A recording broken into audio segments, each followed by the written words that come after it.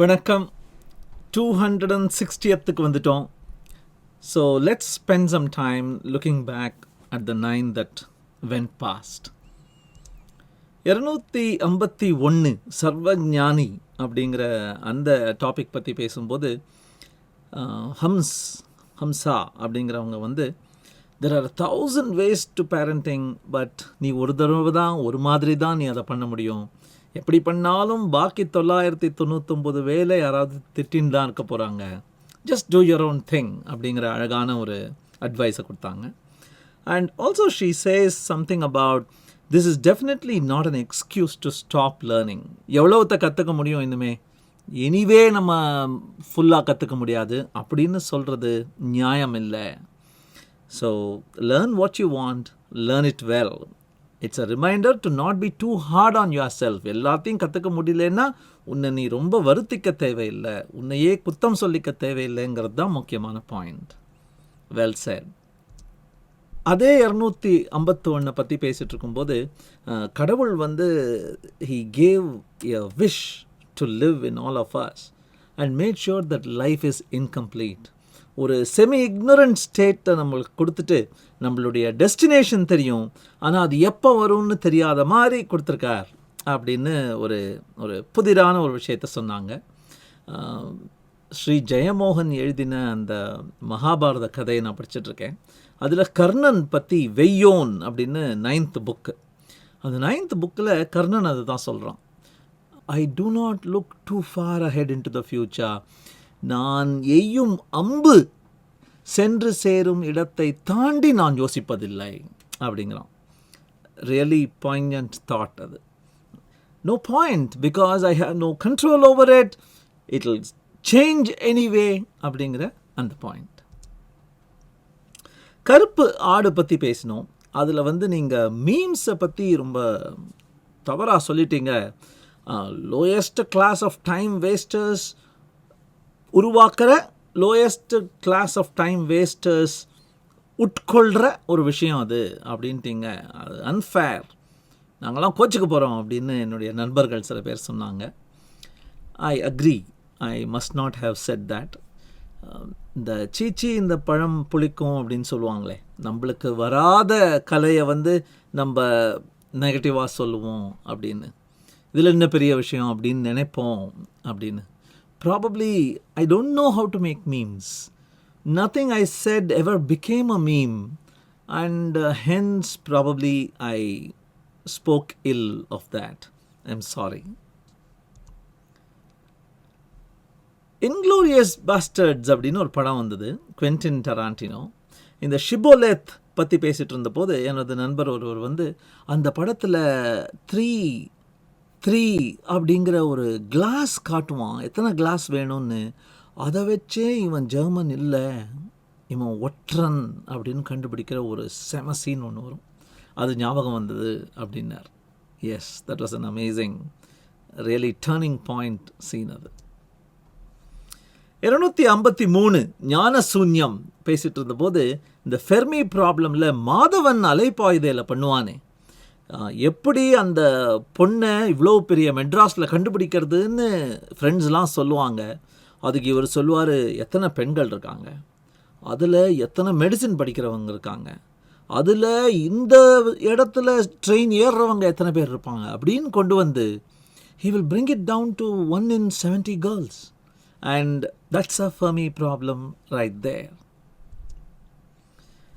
லக்ஷ்மணன் அப்படிங்கிறவர் வந்து ரொம்ப அழகான அந்த நேச்சுரல் ஸ்டூபிடிட்டி தான் நம்மளை டவுன்ஃபாலாக பண்ண போகிறது, நாட் ஆர்டிஃபிஷியல் இன்டெலிஜென்ஸ் அப்படின்னார். இதே தாட்டு தான் யுவால் நோவா ஹராரி அவருடைய புஸ்தகத்துலேயும் சொல்கிறார். AI will not cause trouble as much as natural stupidity can. உலகத்தை அழிக்கக்கூடிய சக்தி எதுன்னா மனுஷனுக்கு ஏற்கனவே இருக்கிற ஸ்டூபிடிட்டி தான். அதிலிருந்து விலகி போக முதல்ல கற்றுக்கணும் அப்படின்னு யுவால் நோவா ஹராரி சொல்வார். தேங்க்யூ. இந்த லேக் கிளீனர் ரோபாட்னு சொன்னீங்களே, அதில் ஒரு கேள்வி கேட்டுக்கிறேன், கோச்சிக்காதீங்க. How will the robot clean itself அப்படின்னு ஒரு புதிரான கேள்வி கேட்டாங்க. எஸ், நம்ம பார்த்தோமே சர்வஞானியில் வந்து table lamp cannot throw light on itself, A hammer cannot nail its own handle. அது மாதிரி தான் இது. A cleaning robot cannot clean itself. Yeah?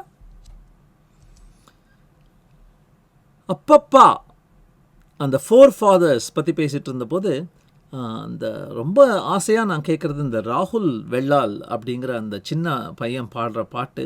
நீங்கள் சொன்னப்புறம் நான் போய் தேடிட்டு போனேன் யார் அவனோட குரு அப்படின்னு. பார்த்தா ஜெயச்சந்திர ராவ், அவருடைய குரு வித்வான் பாலகாட் ராஜாமணி அப்படின்னு போயிட்டே இருக்கு அப்படின்னு ஒரு நண்பர் சொன்னாங்க. எஸ், அந்த சூரிய காயத்ரிங்கிற பொண்ணும் ராகுல் வெள்ளால்ங்கிற பையனும் அவருடைய குரு குல்தீப் பாய் அப்படிங்கிறவரோட சேர்ந்து உட்காந்து பாடுவாங்க. அதில் அந்த வீடியோ ஆரம்பிக்கிறதுக்கு முன்னாடி வந்தே குரு பரம்பராம் அப்படின்னு போட்டு ஆரம்பிப்பாங்க. Did you notice that?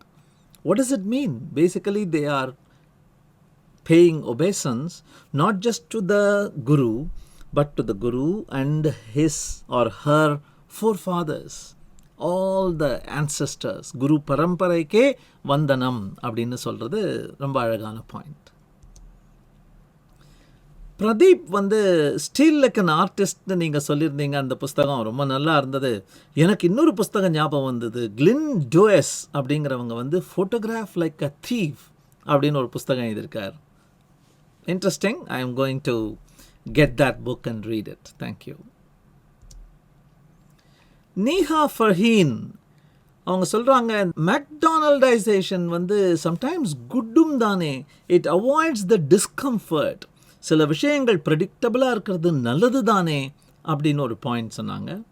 S, I completely agree. There are some things I would like predictability. A surgery for example. But there are a few other things where a little unpredictability. நம்ம கொஞ்ச நாட்களுக்கு முன்னாடி ஒரு quotidianல we saw something called the adjacent possible. And then we saw something called the long wow. If you are a regular watcher, you might have heard of these two concepts. And this is what I mean by a little unpredictability.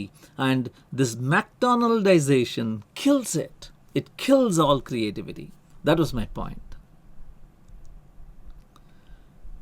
நீங்கள் predictability பற்றி பேசும்போது இந்த pattern movies எனக்கு ஞாபகம் வந்தது. இந்த காஞ்சனான்னு ஒரு series இருக்கே, அவ்வளவு ப்ரெடிக்டபிள். பிகினிங்லேருந்து கடைசி வரைக்கும் டெம்ப்ளேட்டாகவே இருக்கும்.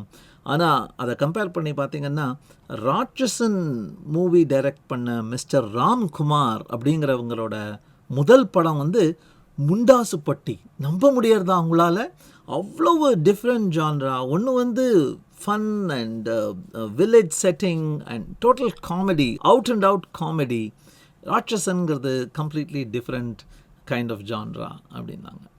Yes, to break out of the mold is something that most creative artists try all their life, not just in the beginning but all their lives sometimes, to break out, to not be labeled as one kind of person is their greatest secret urge.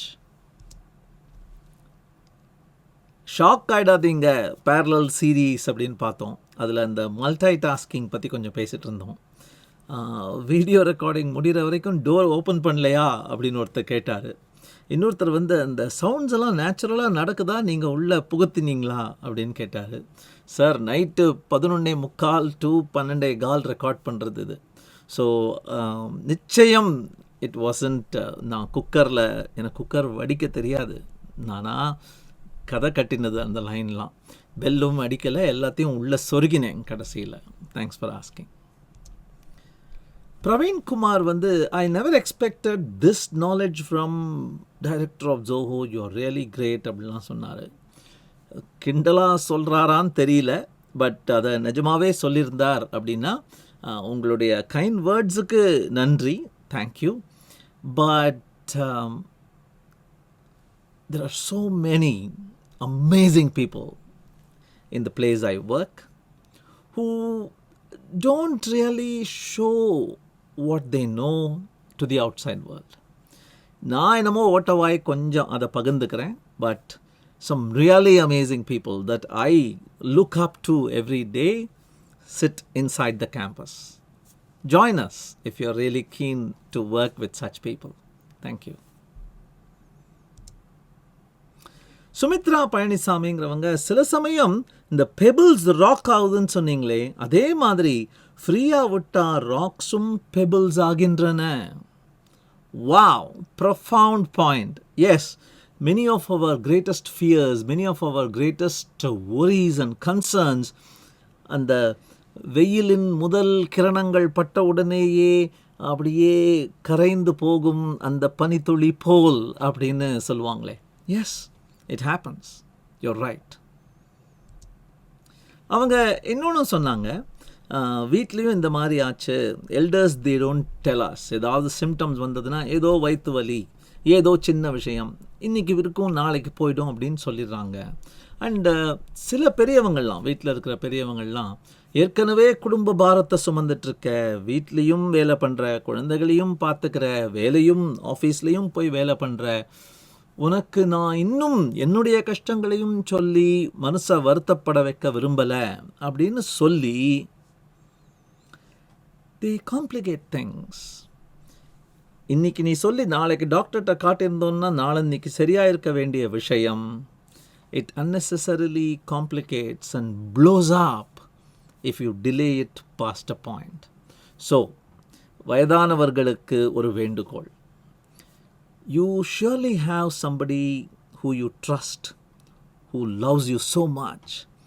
அவங்களுக்கு நீங்கள் பண்ணக்கூடிய biggest benefit என்ன அப்படின்னா, அது சிறு கல்லாக இருக்கும் போதே tell them, share with them. They will thank you and you will thank Providence, because if you முளையிலே அதை கிள்ளிட்டீங்கன்னா, before it becomes complicated, before it becomes too messy, எல்லாருக்கும் நல்லது. Sumitra Palanisamy came back and she said, ஸ்ரேயஸ்ன்னு ஒரு பேரை கேட்டேன், அது பையன் பேரா பொண்ணு பேரான்னு தெரியல. தேஜஸ்வின்னு ஒரு பொண்ணு பேருன்னு நினச்சேன், பார்த்தா அது பாய்ஸ் நேம். இந்த காக்னிட்டிவ் ஃப்ளூயன்சி அப்புறம் டிஸ்ஃப்ளூயன்சின்னு வேறு சொல்லியிருந்தீங்க. சுமித்ரா சச் அ காமன் நேமாக இருக்குது, நான் பேசாமல் பூச்சந்திர வடிவு அப்படின்னு பேர் வச்சுருக்கணுமோ அப்படின்னு அவங்க சொன்னாங்க. Yes, but let me clarify, அந்த நேம் பற்றி நான் சொன்னது, அந்த ஸ்டாக் மார்க்கெட் பற்றி நான் சொன்னது, அது எல்லாமே it helps to provide a momentum, ஒரு கிக் ஆஃப், ஒரு டேக் ஆஃப்க்கு உதவுறது. அதை சஸ்டெயின் பண்ணணுன்னா நீ உழைக்கணும். பேர் நல்லா வச்சா மட்டும் போகாது. இல்லைனா கோட்டீஸ்வரன்னு பேர் வச்சவங்கள்லாம் பில்கேட்ஸாவோ மார்க் ஜக்கர்பர்காவோ இலான் மஸ்காவோ ஆயிடுறது இல்லை. Remember that. ஒரு நண்பர் எழுதினார், நல்லா இருக்கும் வீடியோலாம், நிறைய ரிசர்ச் பண்ணுற, பட் பெட்டர் ரீச் வேணும்னா you should come out with a full English version. I am waiting to see that அப்படின்னார். நிறைய தடவை இந்த கேள்வியை கேட்டுட்டோம். And I have also answered it saying, I am targeting a specific audience.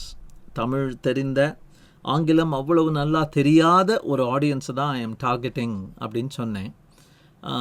இன்றைக்கி என்ன பண்ணேன், எனக்கு தெரிஞ்ச சில நண்பர்கள், என்னுடைய மாணவர்கள், அஸ்ஸாமில் இருக்கிற ஒரு பையன், மத்திய பிரதேஷில் இருக்கிற ஒரு பையன், ஹைதராபாத்தில் இருக்கிற ஒரு பொண்ணு, இவங்களெல்லாம் நான் காண்டாக்ட் பண்ணி இது புரியறதா அப்படின்னு கேட்டேன். அதே மாதிரி தமிழ்நாட்டில் தென்காசியில் படிச்சுட்டு இருக்கிற ஒரு பையன், அவ்வளோவா இங்கிலீஷ் இன்னும் அவனுக்கு வரல, அந்த பையனை கேட்டேன். This is what they said. The guy from Assam said, இங்கிலீஷில் ஆரம்பித்தது, நடுவில் தமிழ் வந்தது, பட் பாடி லாங்குவேஜ் வச்சு, டோன் வச்சு, பேக்ரவுண்டில் இமேஜையும் டெக்ஸ்டையும் வச்சு எனக்கு எல்லாம் புரிஞ்செடுத்து அப்படின்னார் அஸ்ஸாமில் இருக்கிற இந்த பையன். இவர் மத்திய பிரதேஷ். இவர் என்ன சொன்னார்னா, எனக்கு புரியறது, independent of language I am able to get the idea. சில ஃபோட்டோஸ், சில வீடியோஸ் வேறு போட்டிருக்கீங்க, பேசிக் அண்டர்ஸ்டாண்டிங் ஈஸியாக வந்துடுது எனக்கு அப்படின்னு இவர் சொன்னார். தென்காசியில் இருக்கிற அந்த பையன் என்ன சொன்னால், முழுதாக புரிகிறதா அல்லது நிறைய ஆங்கிலம் இருக்கிறதா அப்படின்னு கேட்டதுக்கு நல்லா புரியுது, ஆங்கில பகுதிகள் அப்படின்னு கேட்டதுக்கு இல்லை, அது ரொம்ப குறைவாக தான் இருக்குது அப்படின்னு இவர் சொன்னார். So I feel I'm on the right track. I am targeting the people that I intended to target. If I only had an extra hour at my disposal, I would love to do a pure English and a almost pure Tamil version. But until then, please allow me to continue. இது மாதிரியே. நன்றி.